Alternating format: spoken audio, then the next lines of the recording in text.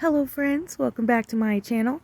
So today I'm participating in the Snow Art Challenge presented by Dina Tollefson. She's an incredible artist on YouTube and she's so talented.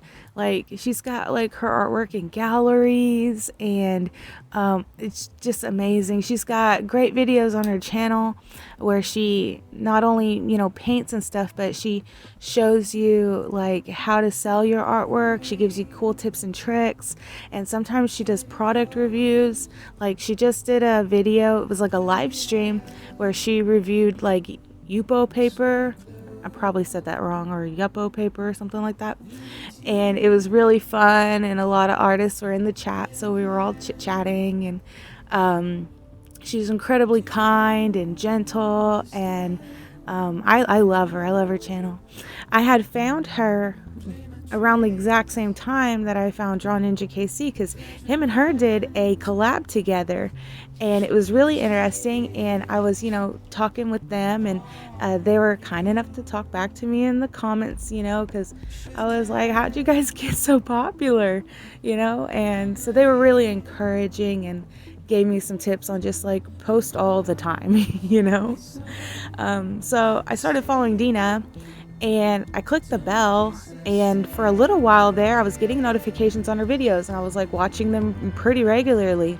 And then the bell, something happened with it. YouTube does that sometimes, where like it'll just click the bell off of channels that you watch, and then you don't get notified to them at all. So for about a year or so I wasn't getting any notifications on her, and I had just forgotten about the channel because I wasn't getting notified.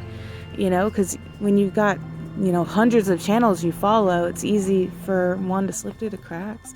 She came to my channel just randomly one day and said hi in the comments, and I was like, Dina!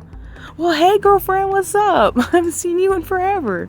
Went back to her channel, and that's when I saw my bell was clicked off. I was like, what the heck? And I clicked it back on, and it's been working now, so that's good. And sometimes she live streams, and we just kind of hang out in the chat, and there's other artists, so we all just get to, just vibe together, and it's really cool. So yeah, like for the Snow Art Challenge, obviously it's snow themed, so that's the main focus. And I was having some like artist blocks. I didn't know what I wanted to draw. I knew I didn't want to do something like too cartoony, because I just did I've been doing that a lot lately, with like the Animal Crossing thing and stuff like that. I wanted to do something soft, but I wasn't sure what exactly.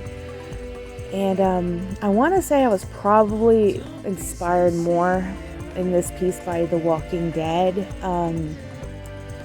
because like as I was like sketching stuff out and drawing, it just started kind of coming together, and then that's when it kind of clicked, like, this is like a whole Daryl thing I'm doing a little bit. So I've recently been watching like the last 6 episodes of season 10, because I didn't even realize that they added 6 more episodes to season 10. I did see that they just added season 11. I got like really excited, but I was like, whoa, hold the phone. What the heck is going on, right? So I kind of had to backpedal and then figure out where the gap was that I had left off like freaking forever ago. I finally found it. So there's one episode I was watching where it was kind of recapping like what Daryl was doing when he was gone away from the group, back when Carol was hanging out in the kingdom with Ezekiel and just stuff like that. So for like 3 years or so, he was just kind of camping out in the woods, doing his own thing by like some river, and he ends up meeting a chick, and they kind of, first are really standoffish of one another. They want each other's space to be left alone, but there's like some subtle flirting, and eventually like they kind of bond, and he just moves in with her in her cabin. But yeah, for a hot minute there, he's just kind of camping out in his little tarp, and he's alone. And when I was painting my piece, I kind of was vibing off of that a little bit, I think, just kind of subconsciously, because I drew like a little guy camping out in the middle of this snowy forest, and just wanted to really bring out the feeling of solitude and peacefulness too. Like there's a sense of like calmness, you know. And as I was drawing that, I did add a little bit of a wind to the tarp at the top. And at first, you know, and then I ended up fixing it at the end. I drew my campfire going straight upwards, you know.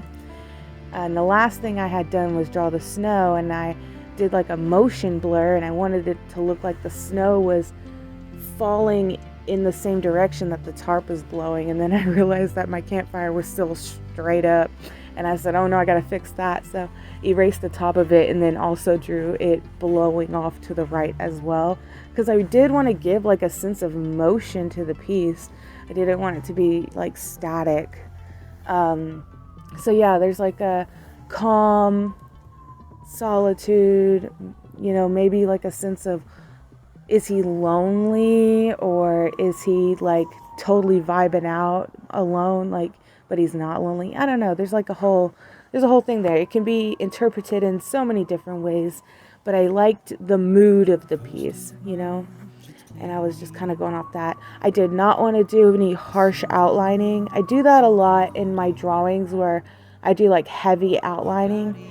I just wanted the whole thing to just feel kind of like illustrated, you know. And the moon was fun to draw. Like it is kind of hard to do a crescent moon when you're just trying to like draw it freehand.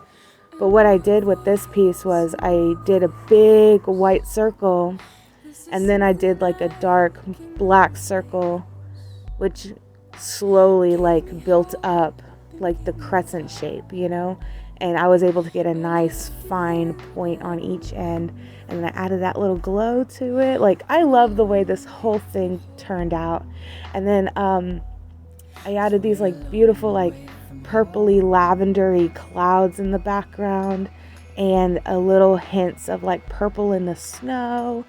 And one thing I wanted to make sure that I did was add a glow from the fire, because I didn't want the snow to feel flat. I wanted to feel like there were dips and hills, even if they were subtle. And so I added the glow on the ground, and I made sure to add little bits of orangey yellowy glows to some of the snow and onto the tree, and on the man in the middle I put it like on his pant legs and a little bit in his beard, and you know, stuff like that. I also wanted to make sure that I put shadows behind like the trees, and that helps like sell the, like, there's some depth here, there's a little bit of realism here, even though it's a, you know, an illustration, you know. I don't know, I don't even know why I said that. We all know it's an illustration, but yeah, I wanted to give a little bit of realism. So yeah, like obviously there's a light source and it's casting shadow, you know, behind the trees and behind the tent and stuff like that. I've never really been good at doing things like shadows and highlights and stuff, you know, because it's always like a learning process, and I just do the best that I can. But I do feel like I'm getting better. You know, I look at my artwork from years ago and compare it to today, and I'm like, yeah, man, this is looking pretty dang good, dude. You know, so it's all part of the art journey, man. Growth, and I know I said that in my last video too, but it's the truth. It's just how I feel. So yeah.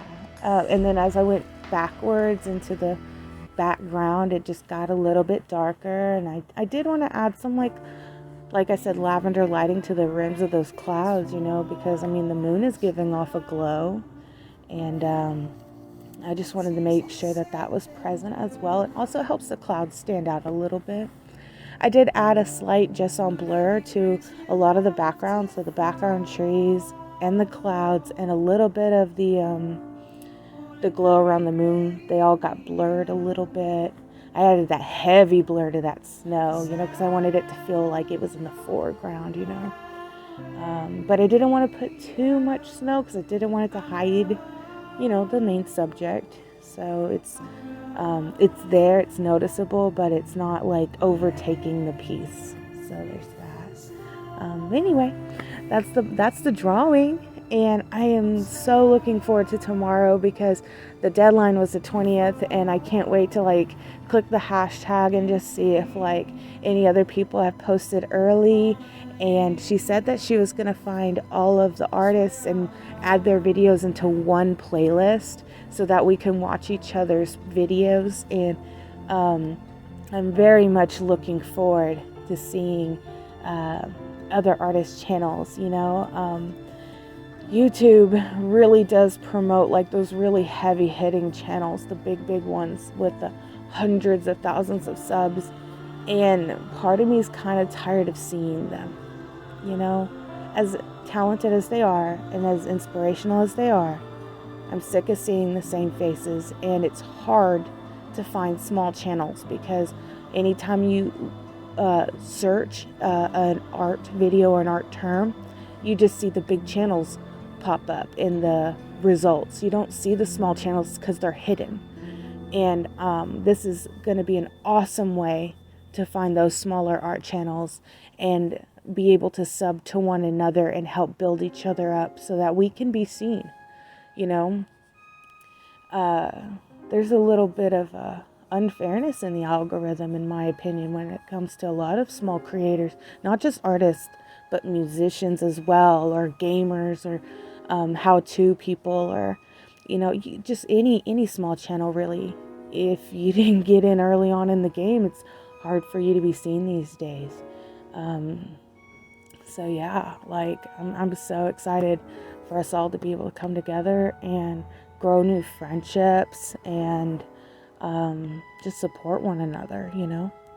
And I know I'm probably never gonna get like those kind of numbers, you know, but I mean, I like to think that even hypothetically, if I did, if it happened and for some reason I end up like getting popular on the platform, which I mean, let's be real, probably not, but just this is a hypothetical situation.